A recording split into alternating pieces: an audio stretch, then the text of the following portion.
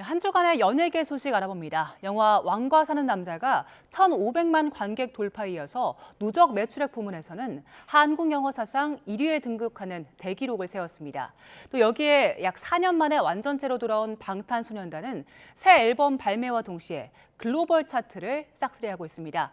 YTN 스타 김서현 기자와 함께 자세한 내용 알아봅니다. 어서 오세요. 네, 먼저 극장가 대기록부터 알아볼게요. 영화 왕과 사는 남자 흥행 대기록 쓰고 있는데 누적 관객 수 1,500만 돌파를 한 데 이어서 누적 매출액도 한국 영화 사상 1위 기록했다고요? 네, 그렇습니다. 극장가에 불고 있는 왕과 사는 남자 열풍이 개봉 50일이 지나도록 꺾이지 않고 있습니다. 배급사 측은 그제 오후를 기점으로 이 영화의 누적 관객 수가 1,500만 명을 돌파했다고 밝혔습니다. 1,000만 고지를 밟은 지 불과 19일 만에 달성한 대기록인데요. 이로써 왕과 사는 남자는 신과 함께 국제시장을 단숨에 뛰어넘고 명량과 극한 직업에 이어 한국 영화 역대 박스오피스 흥행 순위 3위에 당당히 이름을 올렸습니다. 더욱 놀라운 건 수익입니다. 티켓 가격 상승 등의 영향이 반영되면서 누적 매출액이 1,425억 원을 넘어섰는데요. 이는 역대 1, 2위 관객 수를 보유한 극한 직업과 명량의 수익을 모두 제친 수치로 한국 영화 사상 단일 작품으로는 역대 매출액 1위에 등극하는 쾌거를 이뤘습니다. 가족 단위는 물론 중장년층 관객의 입소문을 타며 여전히 높은 좌석 점유율을 유지하고 있어 역대 흥행 2위인 극한 직업의 기록까지 갈아치울 수 있을지 영화계에 이목이 집중되고 있습니다. 네, 이 열풍이 서점가까지 번졌더라고요. 각본집이 출간이 될 예정인데 출간 전에 베스트셀러 1위에 올랐다고요? 그렇습니다. 극장과 스크린의 감동을 책으로 소장하려는 열기가 뜨겁습니다. 예약 판매를 시작한 지 단 3일 만에 온라인 서점 종합 베스트셀러에 올랐는데요. 정식 발매도 전에 벌써 4쇄 인쇄에 돌입했습니다. 영화의 흥행 돌풍이 출판계에서도 이례적인 기록을 만들어내고 있습니다. 가장 큰 인기 비결은 영화에선 볼 수 없었던 디테일입니다. 편집된 대사나 배우들의 미세한 심리 묘사가 세밀한 지문으로 고스란히 담겼고요. 고서 느낌을 살린 표지 디자인과 엔딩 스토리보드, 그리고 주연 배우들의 친필 사인까지 수록돼 팬들의 소장 욕구를 자극하고 있습니다. 이 각본집도 한번 볼만 하겠네요. 영화 보고 단종하려 하신 분들 많았는데 박지윤 씨가 이번엔 본업인 가수로 돌아온다고요? 네, 영화 왕과 사는 남자에서 애절한 감정 연기로 극장가의 이른바 단종아리 신드롬을 일으킨 박지윤 씨가 본업인 무대로 돌아옵니다. 다음 달 29일 새 싱글 앨범 리플렉트를 발매하며 2023년 이후 약 3년 만에 가요계로 복귀하는데요. 소속사 측은 이번 앨범이 지나온 시간을 돌아보고 현재 자신을 비춰보는 과정을 담았다고 설명했습니다. 그간 연기 활동을 통해 한층 깊어진 감정선이 음악에 어떻게 녹아들었을지가 가장 큰 관전 포인트인데요.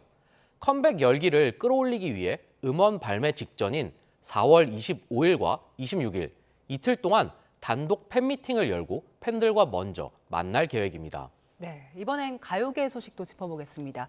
방탄소년단 기세가 대단합니다. 지금 새 앨범 발매되자마자 전 세계 주 음악 차트 휩쓸이하고 있다고요? 네, 방탄소년단의 정규 5집 앨범이죠. 아리랑과 타이틀곡 수임이 전 세계 음악 시장 최정상을 장악하고 있습니다. 가장 먼저 눈에 띄는 건 다음 주 발표될 미국 빌보드 차트 전망입니다. 메인 앨범 차트인 빌보드 200에서 압도적인 수치로 1위 등극이 확실시되고 있고요. 메인 싱글 차트 핫 100 역시 1, 2위권 최상위 진입이 유력한 상황입니다. 글로벌 플랫폼에서의 기세도 매섭습니다. 스포티파이 데일리 톱송 글로벌 차트에서 3일 연속 1위를 지켰고 애플 뮤직 글로벌 차트에서는 1위부터 5위까지 이른바 줄세우기를 기록했습니다. 이웃나라인 일본에서도 오리콘 주간 차트 3관왕을 차지하며 해외 아티스트 최고 기록을 갈아치웠습니다. 네, 지난주 컴백 공연 화제였는데 보러 가지 못한 분들이 넷플릭스 통해서 생중계로 많이 보신 것 같아요. 반응 어땠습니까? 네, 반응이 굉장했죠. 지난 21일 서울 광화문 광장에서 열린 방탄소년단의 완전체 컴백 무대가 넷플릭스를 통해 전 세계 190여 개국에 생중계됐는데요. 반응은 그야말로 폭발적이었습니다. 해당 공연 영상은 한국을 비롯해서 미국, 일본, 영국 등 77개국에서 넷플릭스 1위를 휩쓸었습니다. 넷플릭스 공식 집계 결과로도 누적 시청자 수가 무려 1,840만 명에 달했습니다. 넷플릭스는 자사 공식 채널에 BTS 관련 콘텐츠가 26억 2천만 회 노출됐다고 밝혔는데요. 오늘은 방탄소년단의 새 앨범 준비 과정을 담은 다큐멘터리 BTS 더 리턴도 넷플릭스를 통해 전 세계에 공개되며 이 뜨거운 열기를 이어갈 예정입니다. 네, 가요계 소식 하나 더 짚어볼 텐데 그 소속사 어도어가 뉴진스 전 멤버 다니엘 씨 그리고 미니진 전 대표 상대로 손해배상 소송 시작했는데 어제 시작됐잖아요. 분위기 어땠습니까? 네, 어제였죠. 어도어가 다니엘 측과 미니진 전 대표를 상대로 낸 431억 원 규모의 손해배상 소송 첫 재판이 열렸습니다. 다른 멤버들과 달리 어도어는 분쟁 주도 책임을 물어 지난해 12월 다니엘에게만 전속 계약 해지를 통보하고 거액의 소송을 냈는데요. 어제 재판에서 다니엘 측은 어도어가 고의로 재판을 지연시켜 아이돌 활동을 방해하려 한다며 신속한 진행을 요구했습니다. 반면 어도어 측은 통상적 절차일 뿐 연예 활동을 막는 것이 아니라고 맞받아쳤습니다. 재판부는 양측에 조정 가능성을 열어두고 진행하면 좋겠다라며 합의를 제안했는데요. 특히 이번 재판부가 최근 민 전 대표의 250억 원대 풋옵션 소송에서 민 전 대표 손을 들어줬던 곳이라 향후 판결 결과에 더욱 이목이 쏠립니다. 네, 이후 소송 과정도 함께 좀 전해주시고요. 다음 소식 짚어보겠습니다. 국민의힘이 청년 정치인 발굴 오디션 진행하고 있는데 여기에 심사위원으로 이혁재 씨가 발탁이 됐더라고요. 이혁재 씨 과거에 음주 폭행이나 또 고액 체납 등으로 논란이 좀 있었잖아요. 네, 국민의힘은 다가올 6.3 지방선거를 앞두고 광역의원 비례청년 오디션을 진행 중인데요. 본선 심사위원 명단에 이혁재 씨가 포함되면서 당 안팎에서 부적절하다는 비판이 나오고 있습니다. 이 씨는 지난 2010년 룸살롱 종업원 폭행 사건으로 벌금형을 선고받고 방송을 중단했습니다. 게다가 2024년엔 2억 원 이상 세금을 내지 않아 고액 체납자 명단에 올랐습니다. 이외에도 각종 채무 논란까지 겹쳤던 인물이라 청년 인재를 발굴하는 자리에 맞느냐라는 지적이 거센데요. 논란이 커지자 이 씨는 어제 열린 본선 현장에서 직접 마이크를 잡았습니다.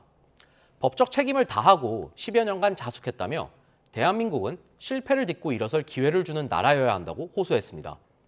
자신의 처절한 실패 고통과 극복 노하우가 화려한 스펙보다 값진 심사 자산이 될 것이라며 정면 돌파 의지를 밝혔습니다. 네, 또 논란이 됐던 방송인이 있는데 이휘재 씨가 4년 만에 복귀를 알렸는데 반응은 좋지 않은 것 같아요.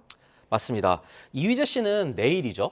내일 방송되는 KBS 예능 불후의 명곡 특집을 통해 4년 만에 시청자들 앞에 섭니다. 앞서 공개된 예고편에서 이 씨는 무대에 올라 오랜만에 인사드린다며 끝내 눈시울을 붉혔는데요. 하지만 방송 전부터 프로그램 시청자 게시판에는 출연을 반대하는 항의 글이 빗발치고 있습니다. 과거 방송에서의 무례한 태도 논란에 더해 2021년 불거진 가족의 층간소음 문제와 장난감 대금, 미결제 의혹 등이 다시 소환되며 대중의 거부감이 여전한 상황입니다. 사유리, 윤영빈 씨 등 일부 동료 연예인들이 공개 응원에 나섰고 일각에서는 강력 범죄를 저지른 것도 아닌데 비난이 과도하다라는 옹호론도 나오지만 부정적 여론이 압도적인데요.